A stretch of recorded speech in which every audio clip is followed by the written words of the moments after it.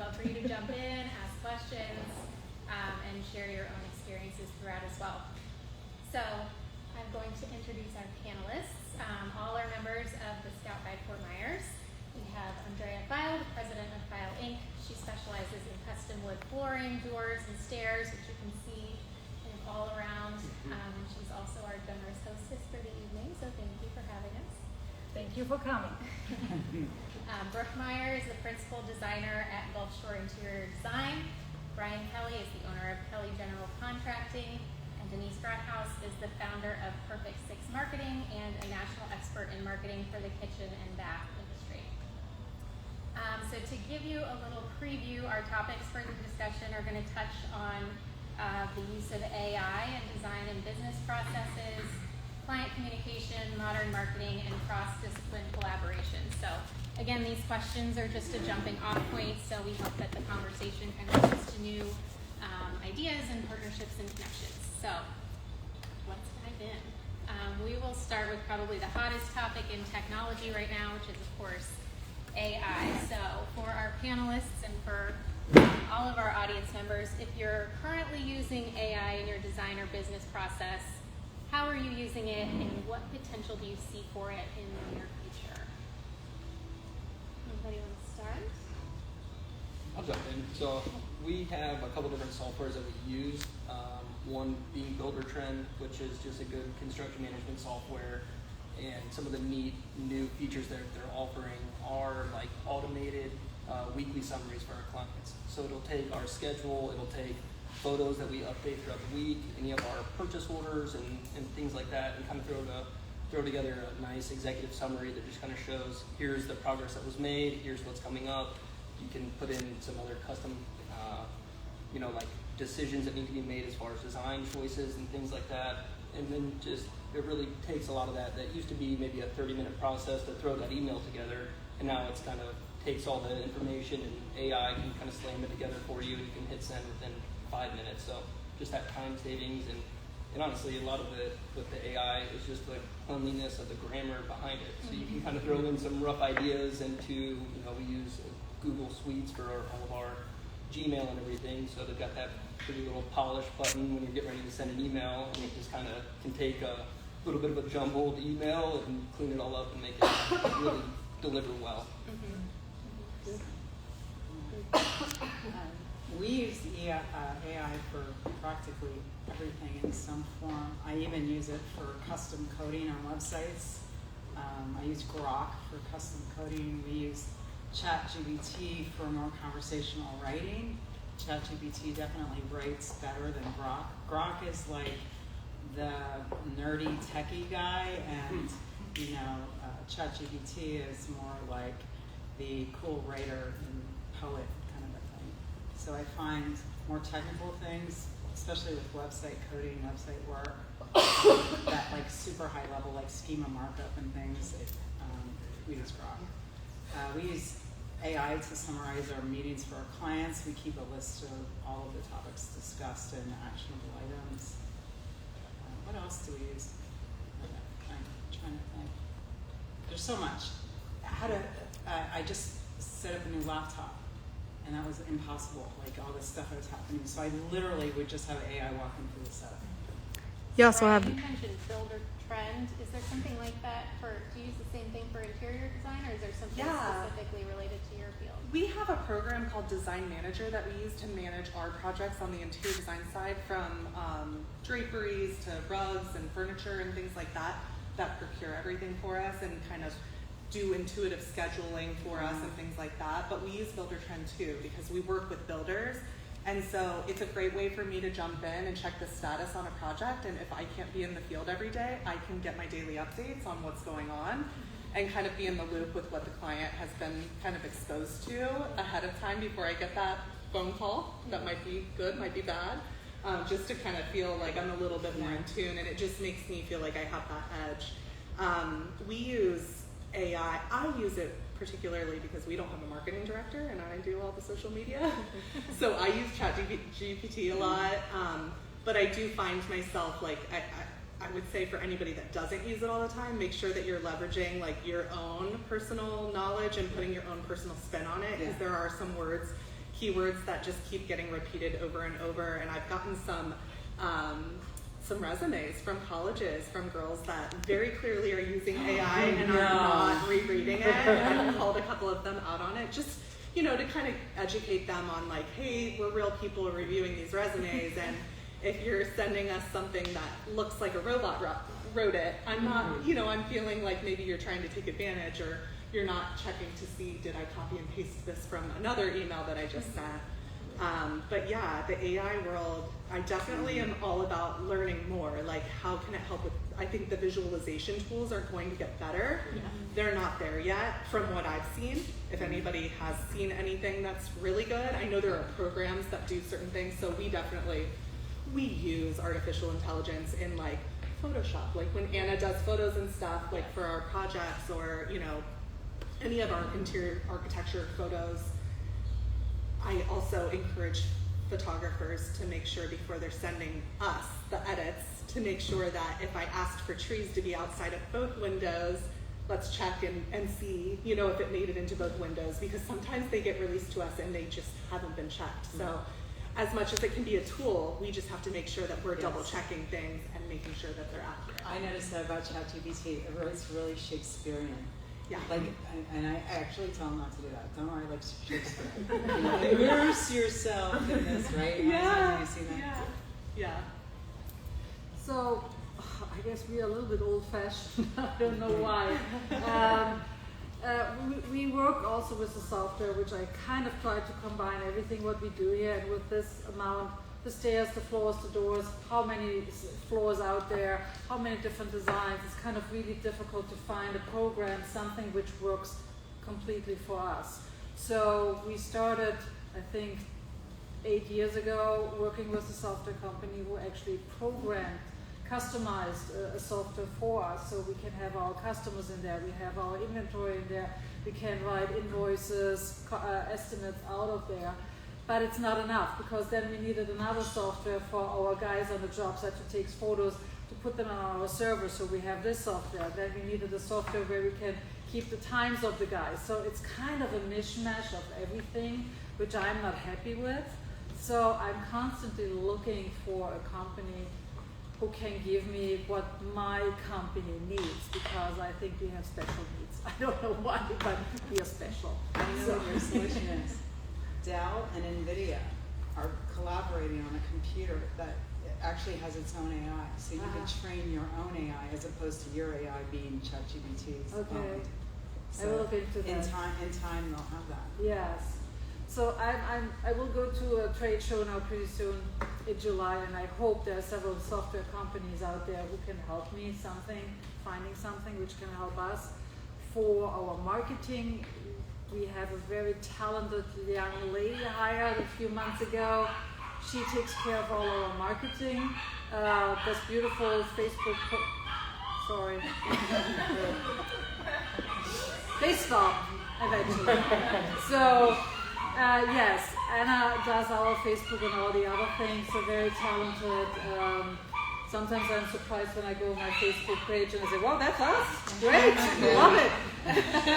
Yeah. So yes, we use a mishmash of everything. Does anybody else use any programs that work really well for them?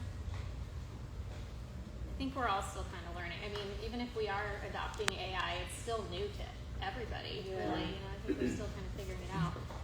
And another thing that we've kind of touched on a little bit is how do you balance embracing that new technology while also, you know, staying personalized and keeping the human element of your work? Because at the end of the day, our clients are still, you know, people that don't want to work with a robot. They want to work with us. So anything else that anybody wants to add on that topic, on kind of like bridging the gap and keeping things human?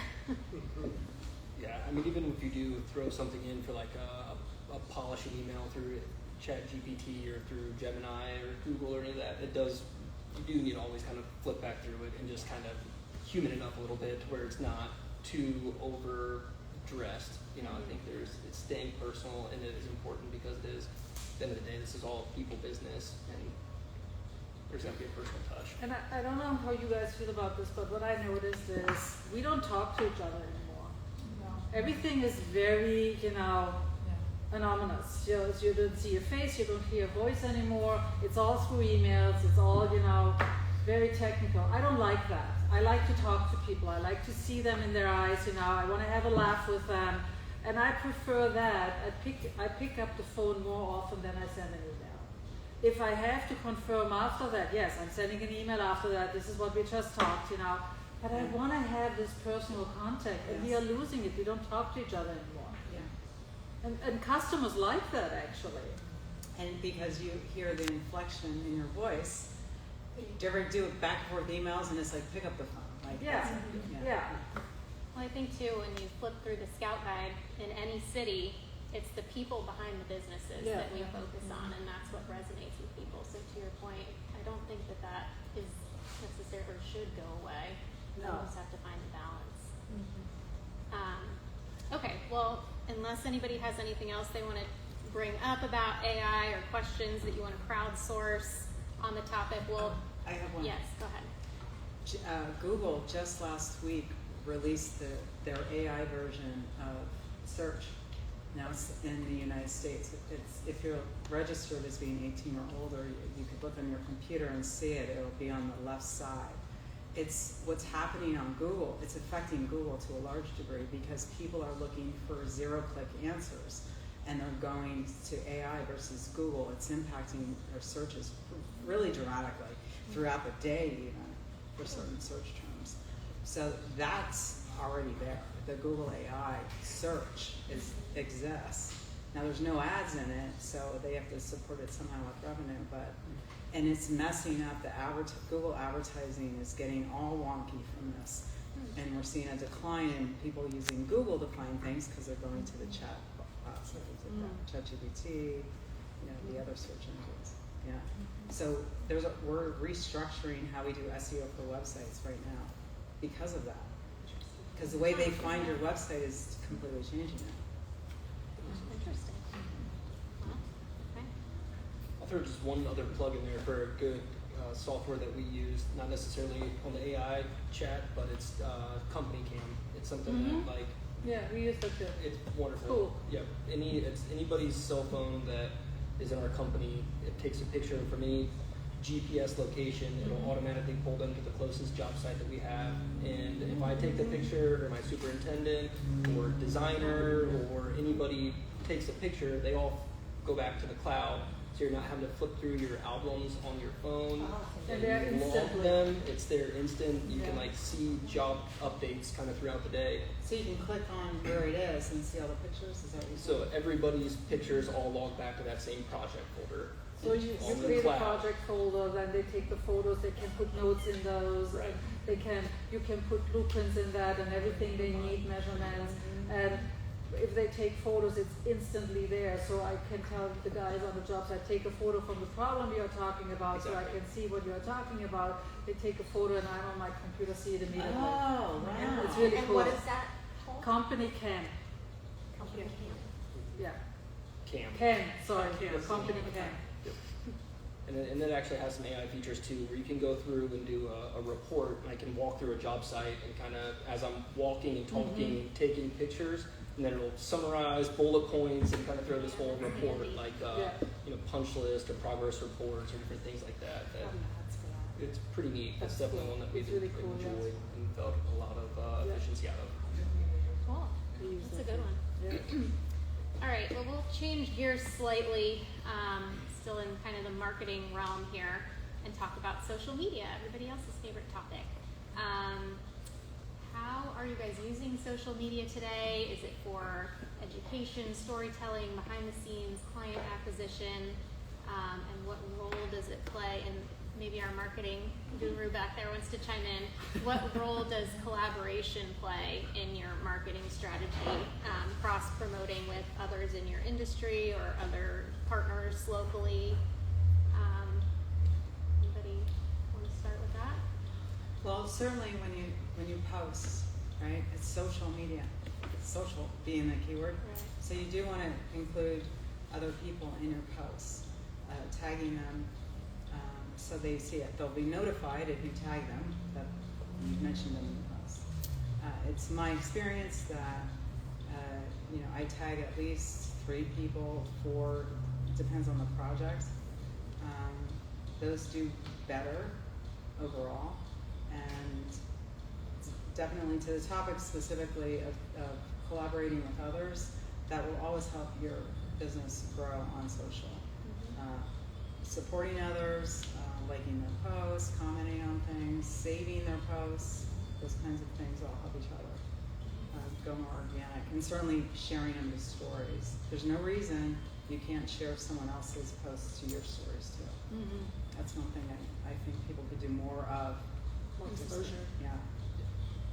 I think like when we were first starting off, we just had our 5-year anniversary, but it was like when we were first starting off, I was like, right, I've got to get all this established just for the ability to kind of build a brand and like that brand recognition and where people are like, okay, never heard of them, or you want to get to the point where obviously like, okay, we've heard of them, they've got a nice presence. So I think a lot of that is just kind of on the front end, you're trying to just get some content created, just to establish that front end. But and then I think really on the personal side of things, it's nice for people to get a peek behind the curtains a little bit and try to understand that there are personalities and people that are behind these businesses that are ultimately what make them all run. Yeah. And so, And the culture of the business as Right. well. You get to see it. right. What platforms or types of content do you find move the needle most for you from a marketing standpoint? I'm a big Instagram fan. Yeah.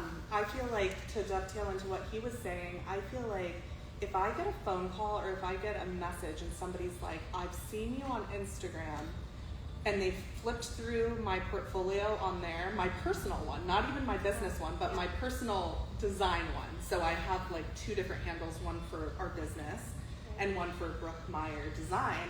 And that one's been around a lot longer because I've moved from company to different companies, and now, I run this company, but it's still, they're taking a peek at my personal design style, what I've done in the past. They're seeing the diversity in my portfolio. And from my experience, if they've seen that and they've called me, they've already kind of made a decision that they've bought into the brand, right? So I find that, I've gotten some business, and it was actually like, it used to happen more often than it does now. But when it does happen, I always say this, it's very strange, but it happens more so through my Brookmeyer Design page than it does through my Gulf Shore Interior Design one, because I think it's the personality. I think that they're seeing me, my team, I've kind of like incorporated a little bit of that and the fun, and I want to be a part of this, is kind of where the buy-in comes from. Yeah. Yeah, that's deep. When you get inquiries from social media, do you find that it's a specific demographic? Is it younger? Does it range? Like, who's reaching out to you that way? It's interesting because it's a little bit of both. Yeah. And I've gotten probably one of my celebrity clients found me on Instagram. And they've now used me twice. But it was the daughter of the, famous person that reached out originally. And then I have another woman that she's like a boss and, in her mid-60s probably, found me on Instagram, messaged me, you have to come to my house tomorrow. It's in Gray Oaks. Be there. And I'm like, what?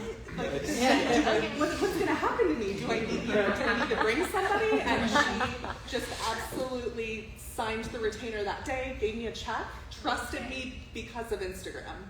So I feel like there's a level of trust that comes from, like, it's like if you're on a dating app, right? Like, if they have a Facebook, if they have an Instagram, you're like, oh, they're real people. Well, you think. Well, I think AI comes back to that too, because now you scroll through Instagram and it's hard to tell sometimes if somebody's feed is nothing but, picture perfect projects. They're like, did you even do, like, is this even real? Right. So I think to your point, infusing personality and showing yourself, as much as a lot of us really hate to put ourselves on camera, myself included, it really does help us personalize our brands and give validity to it. So that's an interesting point. Yeah. So to us with social media, I really don't know, do we get anything out of it, Anna? To me, it's an image thing. It's just something you have to do in order to keep your face out there.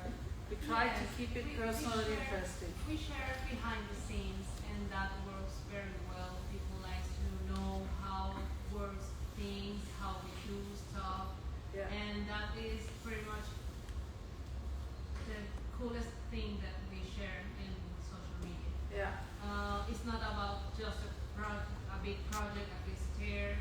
Yes, it looks nice, but the behind, the how we do that is the catchy thing. Yeah. So Anna, yes, takes the camera back in the workshop, and she is in the middle of when we give birth to a door, to a stair. You know, she really takes the photos, and we try to keep it interested and do it in different episodes. You know, now you see this, next week you might see something else of that stair. You know, and show the progress, doing it like this. Do we really get a customer out of it? Nobody came in running in the store and said, hey, I saw you on Instagram or wherever you are, I need one of your products. I haven't experienced that, to be quite honest. Have you made it a mission to reach out to designers, builders, things like that to connect with them on there? Because I've actually had a lot of relationships established on there, but because I make it a priority, a lot of people reach out to me and I respond to their messages, you know, if it's relevant. Yeah. Or I'll just say, you know, simply we don't need that right now. But I would encourage you, if you haven't tried that yet, to reach out and start collaborating with people and just letting them know, like, don't send the whole spiel, like make it more personal. Like, hey, I've been watching your stuff, I'm super impressed with you. Like, are you ever looking for somebody to do a staircase for you? And open up that avenue, because our architectural photographer that's featured in Arc Digest, and he's insane. He reached out to me on Instagram 9 years ago, and I've been working with him ever since. And he was like a nobody at the time, and he always says to me, I will continue to give you the same pricing because you gave me a chance when nobody else did. Yeah. Great. So I would encourage you to do it, because I do think that, I mean, I didn't know that you have this, you know? Yeah, and that's a great idea.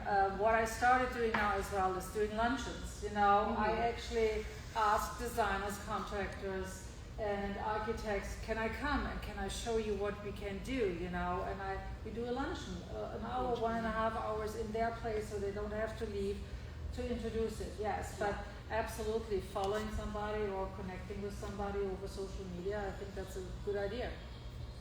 How else should they know about you? Yeah. I found I was involved in 2 projects because of social media. Now I'm going to show you how old I am. I reached out to, I don't know if you remember the show Top Chef. Is it still even on? Yeah. The first winner was Harold Dieterle.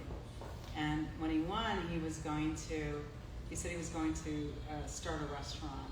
And I read this article in People magazine, and he said, I want to put wood tabletops in this restaurant. So I reached out to him on MySpace. And we ended up doing the tables for his restaurant. And then later on, years later, a client of ours, we started their Instagram. We actually had to go in and train them on how to use it. They didn't even know what it was.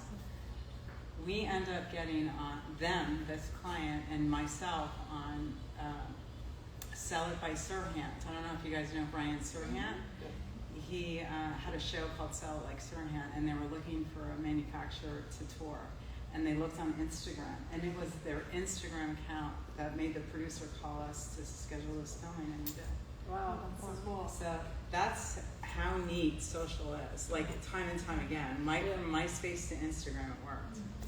Well, Yeah. And your point about culture too is good. It really kind of gives you a little bit of behind the scenes. Yes. Of who's the, how do they operate, and for some of the silly things that, like, I'm not a big in front of the camera guy, but like I'll do a ton of the stories. So like I can save all the stories to projects, and you can kind of see the timeline of demolition, rough MEPs, framing, all the kind of that whole process all the way through to where it's like if somebody wanted to go back through, they could see a lot of jobs from initial demolition through final walkthroughs and things like that. Just kind of need to kind of show that process. Yeah. See, and then you should take that content, the stories, stitch them together, make a video, and stick it on YouTube. Yeah.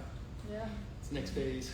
YouTube is so intimidating. YouTube. I would totally do YouTube for it. Yeah. Like, I love it. Yeah. Well, I love what I do. Yeah. Right. It is. So Denise, how do you use each of the different platforms differently, either for your own business or for your clients? Like what, obviously we know Instagram is kind of the in the moment type of content for stories and to create, like an archive or a portfolio really, but Right. like what is YouTube, how does that move the needle and what does that YouTube, accomplish? well, that first off, it's a totally different audience. It's relatively free. It's the cost of you putting it up there. You can do YouTube Shorts, are the vertical content, less than a minute. And I had one. It was literally a girl showing like the inside of a refrigerator. I think it got 22,000 views. Like How are people find, like, are they searching for that, or how are they coming across that? that's where you get see what's happening with social media is, and I consider YouTube social media. It's a form of it technically. Is it's getting technical, and when you're not dotting your I's and crossing your T's like a good design, same thing, it's not as good and you're not going to get as good results. There's ways you have to format, you have to set everything up right, and you have to do it right, and you have to add a little subscribe button in and make sure you have all the coding right, things like that. But to get that type of exposure, you just have to watch and see what is resonating with people. Like, we were doing an ad for a client who has doggy daycare, and the only ads people clicked on was the one where the dogs had sunglasses. So now we put sunglasses on everything. So it can be any one thing. It could be if it doesn't go viral, it could be the content, it could be it wasn't set up properly for the video when you downloaded it into YouTube. But YouTube does well. Over time it builds. Same thing with like what you're saying is it's AI is actually using, and forgive me if I get too complicated, but older accounts and older content is meaningful now because everyone's producing all this content with AI. So what Google's doing is they're going back, and Google owns YouTube, it's the same company. Well, people that have older content, don't delete your old content. It's meaningful. If you can update it, you should, but that's about it. Leave it where it is. Because that's helping you rank better in everything because of that. I love YouTube. It's so easy. Throw it up there, and for the rest of your life, that video is going to live there. And it makes money, right? You have to have certain parameters of growth of followers, and then you can monetize it. Yeah. I think it starts with a certain amount of followers when you finally can make money off it, and I think it's 10,000 or something. Yeah, I believe like the this. number is 10,000. Yeah. Yeah. So YouTube is very overlooked, and I'm a fan of doing win-win-win. If you're taking your time to make a video, put it everywhere. That's what I do. Not everywhere, I lie. But certainly the trifecta for me is social media, email marketing, website. You do those three things consistently over years. It works. What I do always works. It just does. Our client, we have one client that I've been working with 10 years. 10 years. And I've been doing SEO for 10 years on the website. Their website in the last 2 years, traffic grew 1,241%. What? 1,241. Why? Because they have all that old content. Wow. The newer ones struggling. Like clients have 2 years, 3 years. They're down 12, 20% now because of what's happening with AI because they don't have the old content. So technically, you're better off updating your old than making new right now. Isn't that interesting? I have a question. What would your advice be for newer businesses, like, less than 5 years, who have just created like a social media presence? How to, build that brand visibility? Yeah, I've been there because I did it. So I know how that feels. When you're just starting out, you have like 5 Daunting. followers. You're like, what do I do? Never follow more people than are following you. I always use a 30% rule. If there's 100 people following me, I follow no more than 30.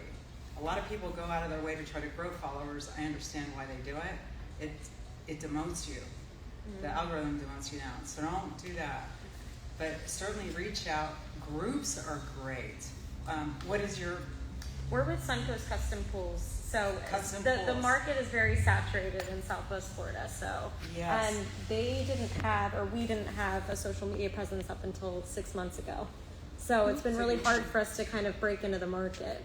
I would connect with their businesses that support each other. Right. You know, the guys who service schools, for example. Right. It doesn't really matter how many followers they have. Post to stories all the time. That's a good thing. Like, all of your content should be on story. You can repost on your stories all the time. Yeah. I'm sure you know that. Don't buy followers. It's gonna mess you up in the long run. I see people that do that. If you're buying followers, right, the algorithm is gonna think those are the people that want to buy your stuff. So then if you get into a position where you're gonna run advertising, you can't even use your followers as your metric. Right. So on my account, my followers are the people that I would want to target as a client, per se. That would be the basis. And the other thing is don't feel like you post every day, because I've seen where the algorithm demotes you. When there's a lot of content being posted on Instagram, and you see a lot of ads, for example, like in your feed, like if I wouldn't post that day, because I know it's going to get hidden, because they're pushing the ads today. You know, on Black Friday, for example. Good luck getting anyone to see your post on Black Friday. Right? So you have to be mindful of what the algorithm is doing.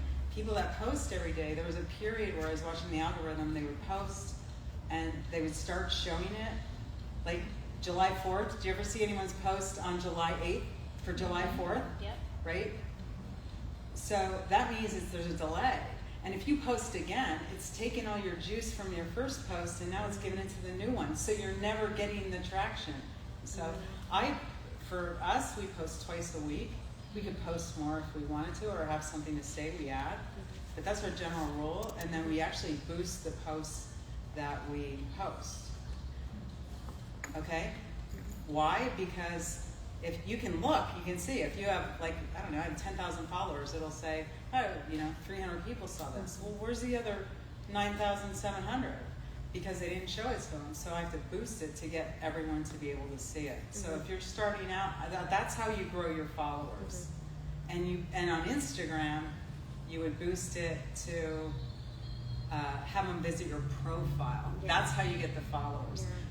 Don't do that. They have a thing where they say, you just post this and leave it forever to get followers to promote your business. Don't do that. It never works.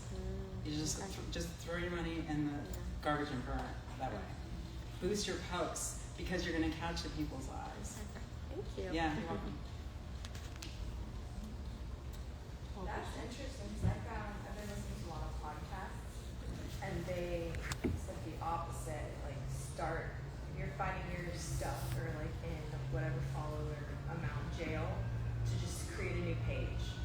And like several people have had success from creating that new page. I was stuck. I understand that they say that, but I had an account, 13,400 followers. Listen, do you know how many months, no matter what I did, the number was 13,400 followers. That is not possible to sit at that exact number for 6 months, okay? And it was driving me bonkers. I'm not going to start a new account when I have an account 13,400. I stuck it out, and guess what? We reached 14,000. What would be the benefit of starting from scratch? What did That's they not say? right. No way. There's a couple different, I mean, they're not official like marketing or anything. It's just people who have gone viral, and then they talk to other people who are upcoming and also going viral. Yeah. So I wish there was a way to that measure interesting. And they that. also said like post 3 times a day. No, so what happens is there's algorithms driving everything. Like Google's algorithm used to change 500 times a year. So you can't say one rule will ever apply for long. That's the thing. So I just stuck it out with it. Would you delete an account that had 13,400 followers? Like, what sane person would do that? Nobody. And guess what? We got out of that, but it took a while. What I found I had to do was they had too many followers that were just not interacting with the content. And when I got rid of a bunch of those, you know where it says least interacted with? Like when I got rid of people, that helped. But I can't say what actually caused me to get out of jail, but it did. It happened. But that was like, for a reason. how can you sit at 13,400 without it being by design by Instagram? It's not possible. Statistically. Yeah, I don't know. All right, unless anybody has anything else, let's switch out of the AI and digital worlds and kind of transition into a topic of client communication and experience. I think this is one that one of our panelists suggested. And we'll start with strategies that have worked for you in helping clients commit to decisions and avoid constant changes. I think that's something that a lot of us deal with. And secondary to that, how do you set expectations and boundaries around scope creep or timeline shifts? That's an open-ended one. What's worked well for you in kind of creating those boundaries and parameters for your clients? I read that, and that's really a sensitive subject. It's a line to toe, for sure. I just feel like it's definitely a challenge, and you know, we all have our strengths, and sometimes I question my own strengths in this area and like setting boundaries and parameters, especially when you're trying to like, for us, customer service is such a huge thing, and you don't really want to upset somebody, but you also want to be like, okay, well, you know, I do this every day, and I think I know how this works, you know, so just like gently, like we have some clients right now, well, all of them, but like, you know, some stay within kind of the parameters of like, I started creating meeting agendas, so our clients come in and like, we don't just, you know, do bedding for a master bedroom and that's our job, you know, we have different phases of projects, and we have to kind of stay on task as we're going through everything. So I found with the clients that, you know, Renee has a client that's mutual right now, and she knows how challenging certain clients can be, you know, with trying to stay on topic. And so with like a client that's challenging like that, we would just put an agenda together and just gently, you know, let them stray a little bit, you know, like let them have that moment, let them have that client experience and laugh with them and tell that personal story, but then gently remind them afterwards, you know, just kind of like you're doing here, you know, if we're taking too long on something, it's just kind of like, okay, that was great, like not kibosh, yeah, just a little bit of redirection, and staying on the agenda and just reminding them that the impact that the project will take, that it will impact their end result of their project. It will get delayed if we keep talking about this further. You know, I see that we've spent 30 minutes talking about this, and I really want to spend more time on this behind the scenes. Let me do some research. I'll come to the next meeting more prepared so we can have a more compressed conversation about this that's more meaningful and will be more effective. Yeah. So that's what we found that works. And that's a great solution. Yeah, the agenda thing has been huge for my team. Yeah. Agreed. I mean, it's agendas can make all the difference. There's kind of, you know, a couple of those clients where you're like, okay, this ends up being a little bit of a, we're all just chasing each other around. We need to approach this next meeting with like a, here's the topics that we have to get through. We need these decisions made by this time. And really give them a little bit of those parameters, even sending them the agenda before the meeting so that we they need our builders to give us deadlines, firm deadlines. Exactly. So that we I need these answered by this time. Yes. And then trying to keep clients, you know, it's their project and they're dreaming and they see something else and they're on Instagram looking at other ideas, and then they come back in like, you know, trying to keep them from making a decision or a change from something that's already been locked in is extremely challenging. That was kind of, I think I might have pitched those questions because I was like, I wanted to hear you guys' actual advice on how to do this because it's something that I know we all probably deal with, right? It's a very fine line, and customers have the tendency to just, oh, look at this, and there's another one, and oh, tell me all about this. I learned that I watch my clients very careful when they go through the showroom. I watch their facial expression if I show them something, you know, their body language. it says more sometimes than what comes out of their mouth. Yeah. And you have to watch them, and you have to kind of play this little game. And yes, you have to control them, because if not, they go bogus. You know, they're all over the place. And they are interested in everything, and they want to see everything. I also believe a lot in educating my clients. They need to know. They spend a lot of money right now, are willing to spend a lot of money. They need to know the product, what they are spending their money on, you know. Because I always tell my customers, I don't want to hear from you at the end of the project, Andrea, you should have told me that. That is not coming out of your mouth, because I give you all the information you need in order to make that educated decision. You want that because you told me all about it. This works my lifestyle. So this is what I see. I want to give them a floor which works for their lifestyle, not where I make the most money out of it. Because this floor or this stair will not make them happy. They will come back and say, not what I wanted actually. Right. So yes, learning your client, you know, watching them and see little things, facial impressions, body language. When they walk away, don't push this one because they clearly don't like it, you know, move on to something else. The psychology behind it is so interesting, and I always joke with people that I got a minor in psychology.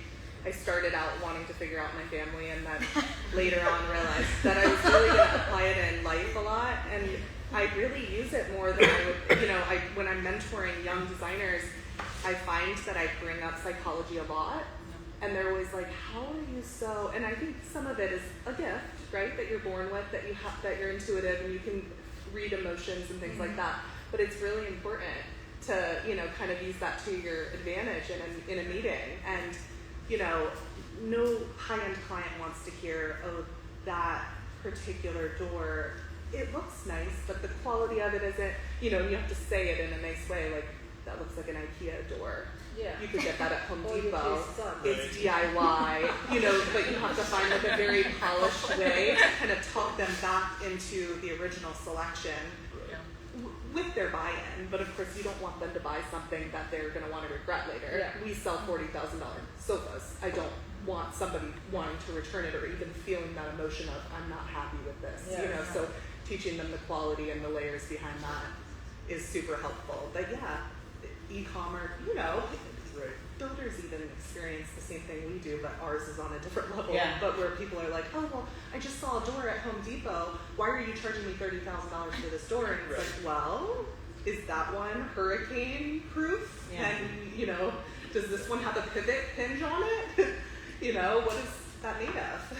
Right. Is it going to survive in the outdoors? Is that just a closet door that you're looking at when we need a front door? You know? So just educating them, too, is really important.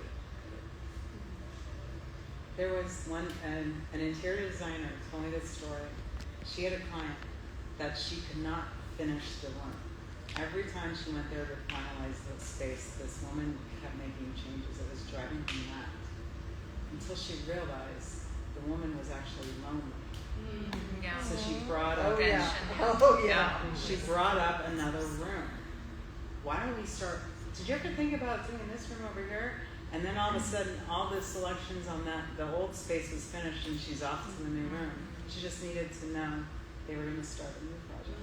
The psychology note is huge because it really is. It's so much more people industry, and when you're dealing with large sums and you're not, you know, to redo floors in a home or to build a pool or to do any of these, you know, $30,000 front doors and things like that. You're dealing with large amounts of money, and there are emotions involved, and there's ideas, and there's expectations, and you know it's hard to get them just to like stick. Like, all right, we've already made that; it's signed. You know, you've looked at that, so it's trying to keep that trajectory where it's like we're processing through. Yes. And sometimes it's just kind of that like conversation effect where they're just like kind of want to rehash decisions that have been made when it's like, you know, we still have other decisions to make on the project, and ultimately, you know, we do this every day, and it's like you kind of try to guide them in a certain route where you're making that solid, steady progress, but a lot of it, you know, are these sidetracks and wild ideas that get thrown in that you're trying to just kind of keep anchored in where it's like, all right, the end of the day we have to finish this thing. We're moving on, you know. And every client's different too. What works for one client doesn't work for another, which is what Yeah. I find so interesting and why you have to be so intuitive. Because, you know, I'll get out of one meeting and I'll be like, okay, Mrs. Smith, she cannot be re-shown the same things that we just talked about in the last meeting because she's going to get confused and now want to change her mind. We don't bring any of those materials out again. We bring out only what's on the agenda today and we keep moving forward. Whereas some clients find it soothing to see what they selected the last time and they can go, oh, okay, so the staircasing was, yeah, this was this, okay. Now I can talk about the kitchen, you know, and every client experience is totally different. So when people interview us and they're like, what's your process? I'm like, it's really your process. We just have kind of like our, you know, agenda that we can run through and our builder schedule and things like that. But we try to find what works and how we can get somebody, and we have to get on board with the builder and whoever's involved and just go, what's our game plan ahead of time? Yeah. Instead of walking into a meeting not having a game plan. Kind of a statement. So I'm sure everyone's kind of experienced this talking about client communication, but what works for us is we have a relationship manager, and it's like the client's source of truth. Like we have one person that talks to the client, one person that talks to all of our subcontractors, and it's really helped us kind of streamline the communication. Because before we hired that person, things were getting lost in translation. There's room for interpretation. There's different messages that are being shared. So having that one kind of source of truth for the client has been really helpful for us. Yeah. There ends up being such a long storyline that it's like, oh, Yeah. I told him this. And They're like, he nope, that, and- we know you just talked to this person. Yeah. That's good. That's a good idea. Well, kind of along the lines that we were just talking about, I'd love to touch on some best practices for collaborating across disciplines like designer to contractor or architect to builder. How do you kind of streamline those communications between teams to reduce errors, delays, things like that? What have you found that works best for you? Anyone? There's a completely different language that's kind of spoken when you're architect, contractor, designers. You know, we're kind of speaking a lot more technical terms than a homeowner is. So they're kind of back in that like psychology intuition. You're trying to not speak over them, where they're like, "What are you guys talking about?" And it sounds like a different language. But you know, when you're able to get a good architect, contractor, design team lined up, there's just so much efficiency that can be had there, and you know, you're able to cut through a lot of the extra conversation and just get down to the details of what actually needs to be completed on that project. And drawings, I think, ultimately are the ultimate clarity. It's like, give me a design with, you know, finished floor elevation to center of sconce, or, you know, depth of cabinets and sinks and all those things being drawn out. CAD, obviously, this makes it to where there's, you know, your air tolerance just gets reduced so much that you can really, you know, dial in the details, and there's a lot of efficiency on that side just with drawings and details. I don't know how your experience are. I always notice I'm missing communications between all three of them. You know, architects, contractors, and designers, and subcontractors. Because all of a sudden, you know, this week I get an email. We are talking White Oak in those areas. 30 minutes later, I get an email from the designer. Oh no, we are doing our mahogany. And I said, excuse me, we were just at White Oak and now we are at mahogany. How did this happen within 30 minutes? You know, I talked to the PM and now I'm talking to the designer. Are you not talking to each other that we just had a meeting with the customer? Now I'm being put in a situation where I have to all of a sudden find samples, bring photos, do this and this. And I thought, Wait, who was right? 30 minutes, right? You know? That is interesting. Who was right? So this Was is it White Oak or mahogany? right now it's mahogany. I don't know what happens tomorrow. So if they have another meeting. But this is kind of, so clearly shows that this person didn't speak to this person, didn't tell them, hey, we will have a meeting. Don't tell Andrea she needs to look further into White Oak because the customer might change his style, you know. now, yes, we are in mahogany now. Great, perfect.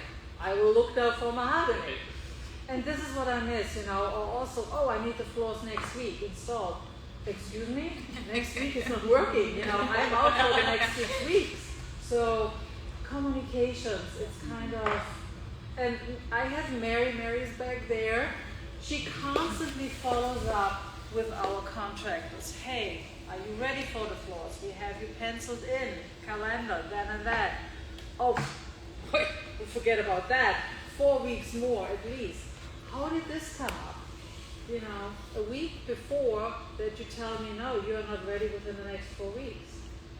And this is, I think it's frustrating. It's just frustrating, things like this. It's the truth to what happens every day. Yeah. Yeah, and just communicate. I mean, we talk about it all the time in our office. It's like the reason behind our business was a builder wanted to streamline process by bringing interior design in-house.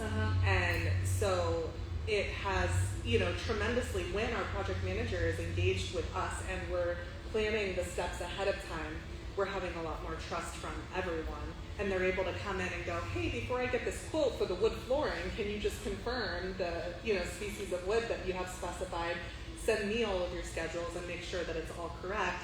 So I feel like you're seeing a lot of builders bring interior design in-house. There are pros and cons to it, of course. We also do work with other builders, which is kind of unique for us. But I think that just having a united front, it's just like parenting. You gotta have a united front. You gotta go into those meetings prepared, and everybody needs to talk about, I always, before my meetings with my clients, I always go down the hall, to Denise's office, and I say, what do you need from the build side before we move into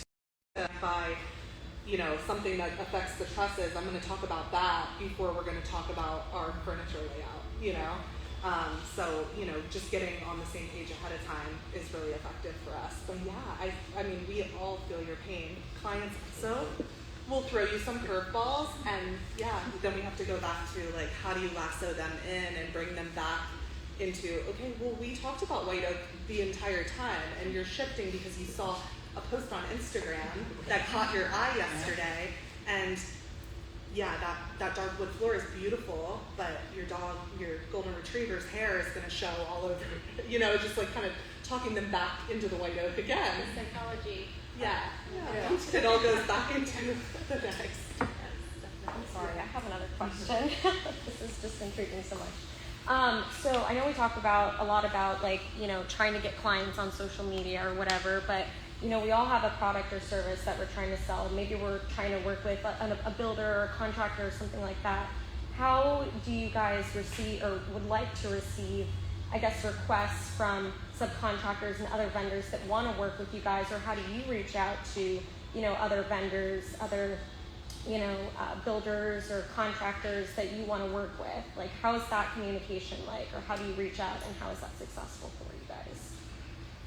I mean, I definitely, I use Instagram a lot. Yeah. So when people message me and I'm genuinely interested in their product, I will connect with them on that page. If, I get a lot of messages like, hey, I do renderings, hey, I do this, and we have a rendering company that, and I'll just let them know. But if it's somebody locally here, I'm really receptive to it, as long as it looks like it wasn't a copy and paste. Right. A lot of times, if you contact and say, hey, can we do a lunch and learn? I'm so busy, but absolutely, let's do it. Especially if it's something that we feel like we can use, I mean, there's so many different capabilities here. It's like, let's also bring my home builder in, because both of us could use you. So I think reaching out and just genuine conversation and letting people know, hey, I follow your work, I'm super impressed. I mean, it's all a game, but it does help, and commenting on all of my posts. It works, guys. It really works. It really works. It does. It's really surprising to me how much more effective a cold Instagram DM is versus a cold email. For whatever reason, it was very surprising to me as I was launching the Scout Guide Fort Myers, a new publication in a new market, identifying businesses that look like a good fit and sending them a DM. like I would have never thought that would work, but half the time they like write right back and they're like, oh my gosh, thank you for reaching out. Whereas if you send an email, it's like good luck. Yeah, you know, and I know a lot of us, like, we're loyal to a lot of the people that we already use. I know, like, for us, like, you know, we have like a certain paper company or a certain tile company, you know, so we want to stay loyal to those people. But, you know, we'll sometimes get, you know, businesses that reach out that are like, just give us one shot, you know, and if it's like genuine and they're good people and, you know, there's enough work to go around, you know, we'll give them a shot, you know. So I'm always curious, like, how other businesses like to receive those kinds of requests. Yeah, I mean, we have a storefront right down Metro as well, so we get people, and as a general contractor, it's Oh, like yeah. we've got foot traffic walking through the door, Right. maybe 2 or 3 subcontractors, potential people daily, and the same thing with the phones, just kind of they're ringing constantly. And obviously, like in construction, when you're trusting somebody to go and do work in our home that we're doing for a client, Right. there has to be a trust level of like, they're not going to go in there. Construction's wild. You know, you can get people that look great, answer, they've got all the license and insurances, and they go in there and they just, you know, can disappear, like poof out the air. It's like, where did the drywall go? It's like, you know, so that's where like we rely a lot more on our tried and true relationships. And ultimately, it is like a small local market. I think Right. Fort Myers is kind of one of those like big small towns, and so is Naples, where it's like there's this such a community effect here, where everybody kind of, you know, grew up and is outside of a couple circles from somebody and kind of knows, you know, from middle schools or high schools and all those things that were, if you kind of know somebody from a certain, you know, relationship, then it's a lot easier to just kind of crack that door Right. open to get the conversation going, to be like, look, you know, we'd love to at least bid a couple projects, let us know how they work out, and then just being honest with feedback. I think that's one thing for me is it's like if somebody's really high on it, like, look, you know, we've been doing this for a long time. My go-to was, you know, 20 grand less. You know, I'm not going to waste your time sending you any more opportunities because I know that you're looking for a higher margin than what our clients are, you know, going to afford at this point. So it's just trying to keep things in line and get good value for our clients at the end of the day. Because there's a lot of work that goes in putting the whole house together, where it's like you need to find efficiency kind of is every, you know, step through the process. So. Was your question more about how to get more accounts, how you get more customers? Just both, how you guys were to reach out to, you know, if you're looking for, you know, wanting to work with a builder or a general contractor, right, for you guys, or, you know, on the flip side, you know, if someone were to reach out to you to work with you. So the way I did it, 25 years ago, we started here, we knew nothing. We know nobody, we didn't grow up here, we didn't go to school here, we didn't have kids in school. So we were the strange German couple, you know. I literally introduced myself by being personally getting into the office. I did my homework before. I said, okay, who's this company? Who makes the decision in that company? Who is the person I need to talk to? I need to pass the dragon in the front first, you know. So I need to make her to my friend. She will tell me everything I need to know about that company. So this is how I started. I made her my friend. I stopped at job sites, big houses in good neighborhoods where I want to work. This is my clientele. I speak to the job supervisors. They tell you everything you need to know about that company as well. And they have to type on their website. You leave a couple things there, you know, like those pencils, notepads whatsoever, and you get the important information you need about that company. And then I always showed up personally. And you come into the front door, they throw you out to the back door.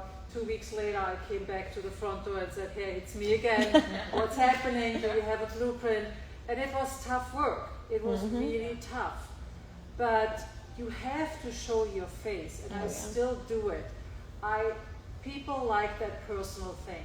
And always bring something with you. You know, have notepads, have pens, pick up some donuts on your way over there. Always leave something behind. They love it. And as many times as you do that, as more you are in their mind. Oh, that's that lady who has those great notepads. Can't wait till she comes the next time. And one day you walk in and they give you a blueprint. And then you have your first foot in the door. Absolutely. And this is how I gained this business here. So I have my clientele. I'm happy. Yes, can I use more? Absolutely. But I also then need more employees, which we all know. Good luck finding them. Yeah. So, yes, again, personal. I'm Absolutely. extremely personal. No, that was really great. Honestly, we've had a couple people pop in the door often, Yeah. but there's a couple people that have come by multiple times. Donuts, same guy. Yeah. Donuts. It's like, you know, those donuts got a call back. And it was somebody that at that point, Yes. you know, had gotten onto like our social media or something like that. And I was like, okay, come sit down. You know, appreciate the donuts, because it's like not just a personal one-person gift. Now it's like everybody in the office is eating donuts. We're like, Yes. drop these off. You know, Yes, it is something that was Yeah. personal kind of. It starts a conversation. Yeah. I think persistence is definitely Yeah. a great point there too. Like, you know, it's not the first no, second no. So like, you're gonna have to know me a good couple times before you can get me to go need away. be- yeah. You need to take a lot of abuse. Coming back and back and back. So you cannot be really. You have to be tough skinned. Well, in your training, that you're reliable, you know, Yes. that you're consistent and you're Yeah. Oh, yeah. reliable. And like in our business, we have, you know, we have people from the building industry coming in to see us because we're specifying ceilings, walls, fireplace, everything. The roof. I mean, people don't realize what interior designers do because we do touch everything if you know they will allow us. But yeah, when they come in to like sell furniture and things like that, it's like they're coming in and they're bringing something. But for me, what I'm looking for is I don't have much time. If you can help me and bring me what I need, if you can bring me samples, I will sell your product. If you like instilling me that I trust you, here are my samples. I have anything you need, I can bring it to you right away. You're gonna get a sale way sooner than somebody that's like, you gotta buy a sample set for $500. Yeah. I'm sorry, not today, you know. But if somebody's gonna show that I'm gonna service you, I don't have time for rugs, so I don't like going around town and looking for rugs, but I have a rep that she might mark her rugs up a little bit more, but that's okay because she'll overnight me whatever I want from her showroom in Orlando. And any color palette, anything I want.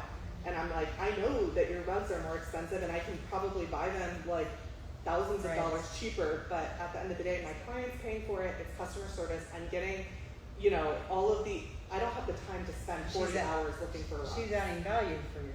Yeah, she's my design assistant at that point. So if you're a pool person, I right? can't like give a sample pool, but I know what you're saying though. Yeah, Pebbles, absolutely. Like whatever, Oh yeah. or any Yeah, tools yeah, that I can provide you. Yes. Yes. And some donuts. Yes. Oh And yeah. for people that don't like donuts, Yeah. coffee. Oh, yeah. Sounds like donuts are Yeah, I like know. the winner. There's koozies and yetis in the bags, by the way. Well, I want to be respectful of everybody's time. We are past 7. So thank you all for coming. If there are any quick questions that you want for our panelists, maybe they can stick around for that a little bit longer. There are some gift bags in the back. If you'd like to grab one before you leave, and thank you to our generous members who provided those. I just want to point out what our bracelets are in the black boxes, and it's a double wrap bracelet, but it's also a charging cable. Just so you know. So if anybody wants to see the bag where I have still the lights on for my shop, if somebody's interested in see that. And I put sheets on the table. If you please could fill out your name and your email address, that would be great.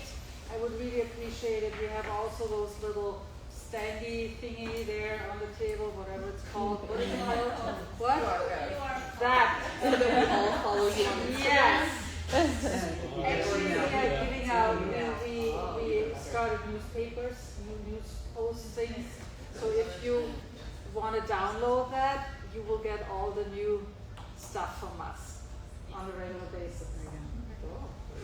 And I will put together a little summary of all of our talking points today and send it to y'all by email. But thank you for coming. It's great to see everybody.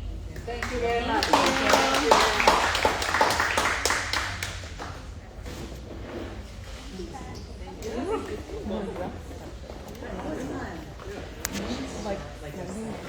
Business owners.